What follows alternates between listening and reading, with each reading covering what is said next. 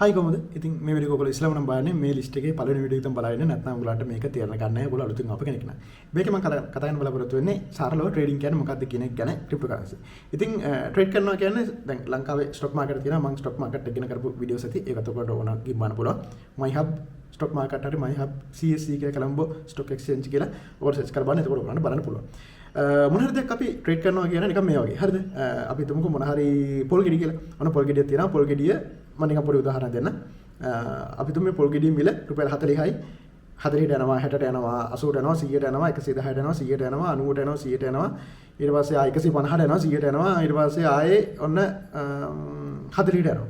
හරිද? එතකොට දැන් ඔන්න අපිට පොඩි අයිඩියක් ගන්න පුළුවන්. මේක 100 දී පොඩ්ඩක් බවුන්ස් වෙනවත් වගේ තියෙනවා. දැන් මේක කියන සපෝට් ලයින් එක රෙසිස්ටන්ස් ලයින් එක එක විදිහට තියෙනවා. ටෙක්නිකල් ටර්ම්ස් තියෙනවා මේවට.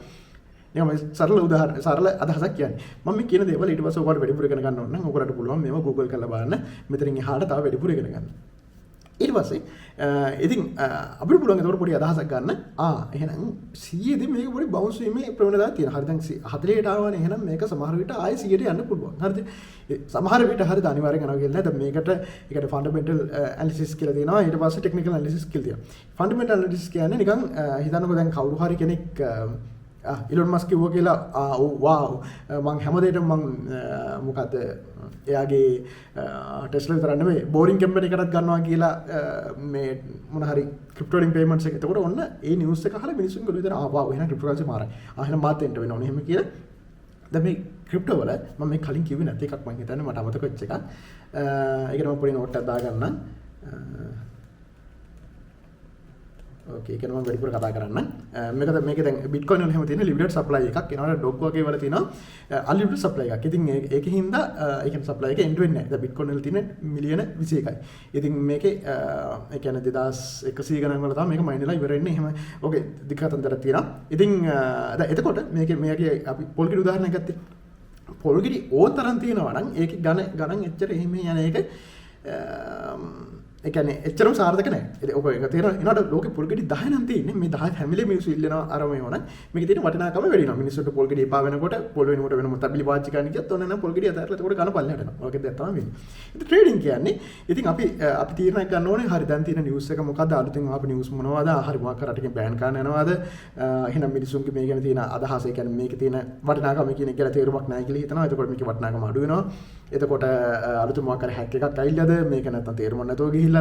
මේ නිවස් ටික බලලා එතකොට ටෙක්නිකල් ඇනලිසිස් කියන අපි බලනවා හරි මේකේ සපෝට් ලයින් රෙසිස්ටන්ස් ලයින් එක දේවල් ටිකක් තියෙනවා. ඉතින් මේ ටික බලලා හරි එහෙනම් මෙතනදී ආයෙ බවුන්ස් වෙන්න පුළුවන්. 40ට ආවට පස්සේ මේක 20ට යනකන් නෑ. දැන් 40 දී ආයෙ හැරලා ආයෙ 100ට යයි. එහෙනම් මම 90 විතර විකුණන්න ඕනේ. 150 වෙනකන් ඉඳලා ආයෙ කවදාවත් එන්න දෙන්නත් පුළුවන්. මේක හොඳ උදාහරණ තමයි රිපල් එක ගොඩාක් උඩ $3 ගානකට ගියා. 2017 18 විතර මං හිතන්නේ. ඊට පස්සේ ආයෙ ඒ ගණන් වලට ආවේ නෑ තාම. හරිද? ඉතින් දැන් සමහර වෙලාවට හිතන 3 දී නෑ. දැන් 10 වුණොත් 10 වෙනකන් අල්ලන් යනවා. එහෙම තරණයි ඒක ඇත්තටම තමන්ගේ මම හිතන්නේ තමන්ගේ ලක් එක එහෙම නැත්නම් ලක් එක කියලා එකයි. රැන්ඩම් chance එකකට තමයි මේක දුවන්නේ. ඉතින් අපි අපේ ගන්න තීරණ අනුව තමයි හරි මට අපි මේ ප්‍රොෆිට් එක ඇති කියලා. හිතන්න ඔයගලන්ට ලක්ෂ 50 ලාභ වුණා කියලා නෑ මම කෝටි 2ක් ලාභ වෙනකන් ඉන්නවා කියලා හිටිය ඉඳලා නැති වෙන පුළුවන්. මේක තව උදාහරණයක් තියෙනවා. මේක මට පොත්ග්‍රහ වෙච්ච එකක්. ඒකේ නම ලින්ඩා කියලා කොයින් එකක් තිබ්බා. ඒකේ රුපියල් 11000ක විතර ටික මට මතක විදිහට රුපියල් 11000ද?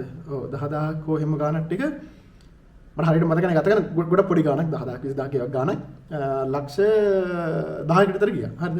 ඉතින් ඒ ගියාට පස්සේ ඒ කම්පැනි CEO කරපුවට ඒක ටික ඩම්ප් කරලා දුන් කාලේ. එතකොට ඒක කිසි වටිනාකමක් නැති වුණා. ඉතින් මේක දේවල් නෑ. ඒක දැන් මං 11ට ගියාම හිටියා කෝටික් වුණාම දෙනවා. අයිට් එක කියනවා කියලා. ගොඩක් ඉස්සර ඒ කාලේ අයිට් නම් මතකත් නැතිවදී මට මං හිතන්නේ. මම ඒ වගේ තමයි හිටියේ. ඉතින් මේක දේවල් නෑ. ඉතින් මම පෞද්ගලිකව ට්‍රේඩින් රිකමන්ඩ් කරන්නේ නැහැ. මොකද ට්‍රේඩින් වලදී නැති කරගත්ත කට්ටිය තමයි වැඩි. හරිද? ඒ කියන්නේ ට්‍රේඩින් ගැන මාර නොලෙජ් එකක් තියෙනවා නම් අවුරුදු ගානක එහෙම තියෙනවා නම් අවුලක් නැහැ. ඒ වුණාට එහෙම වුණත් තව උදාහරණයක් තියෙනවා. බිට්කොයින් එක දැන් ඒ කාලේ 2018 හරිය මේ කියලා 18ට ගිහිල්ලා ආයෙ මේ පල්ලෙහාට වැටෙනානේ. පල්ලෙහාට වැටලා මේ පාර ආයෙ 16 ගානක නැගගෙන එනකොට මං කරපොඩේ ඔක්කොම තියෙන ඔක්කොම ටික දුන්නා. හරිද?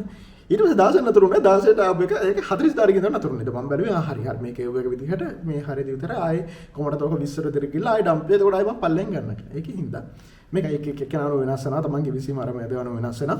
ඒකේ හින්දා මම පෞද්ගලිකව ට්‍රේඩින් කියන එක රෙකමන්ඩ් කරන්නේ. ඔයගොල්ලන්ට මොන හරි මම සජස් ගන්න හෝල් කරගෙන ඉන්න එක ඒනොට ඔයගොල්ලෝ පොඩි ගානක් තියෙනවා නම් ඔයාලට ඉවසීම තියෙනවා නම් ඔයාලට මේක ඉගෙන ගන්න ඔයාලට වහන්සි වෙන්න පුළුවන් නම් මේ ගැන ඒ කියන්නේ එකපාරට ඔයගොල්ලෝ මොකක් කර virtual account එකකින් කරලා මට දැන් හරි මට පුළුවන් කියලා කරන්න යන්න එපා.